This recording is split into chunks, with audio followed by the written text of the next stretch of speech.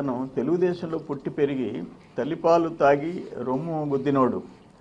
అతను వాడిన భాషకి ఫ్యాక్షన్ ఏరియాలో అయితే ఇప్పటికి అతను ప్రాణాలతో ఉండేవాడు కాదు. ఫ్యాక్షన్ ఏరియాలో అయితే ఇక్కడ కాబట్టి నువ్వు బతికి బయటపడ్డాడు.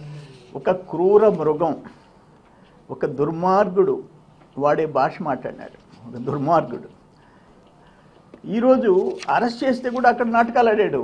అక్కడ డ్రెస్ చేసుకొని వస్తానని చెప్పి అందరికీ రెచ్చగొట్టి ఫోన్లు చేసి ఆపేదానికి ప్రయత్నం చేశాడు.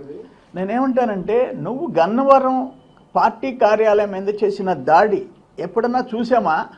కార్లు తగలబెట్టించావు, మొత్తం ఫర్నిచర్ ధ్వంసం చేశావు, మనుషుల్ని చంపపోయినావు.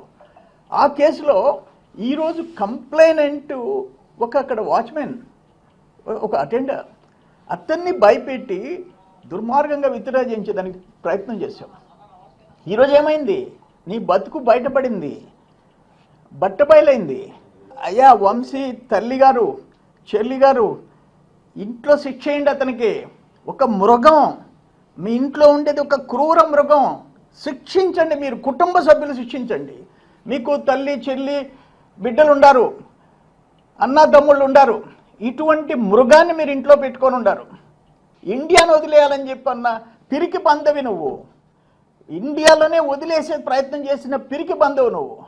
మళ్ళీ వచ్చావు ఏంటంటే, ఏదో తెలుగుదేశం ప్రభుత్వం మా మాదిరిగా క్రూరంగా లేదు, అందుకని తిరిగి వస్తాం, ఇక్కడ ఉంటాం. వీసా కోసం ట్రై చేసావు, నువ్వు పారిపోయినావు. నువ్వు ఒక మనిషివే? నీకు ఫ్యాట్ ఎక్కువైంది, కొవ్వు ఎక్కువైంది, కొవ్వు.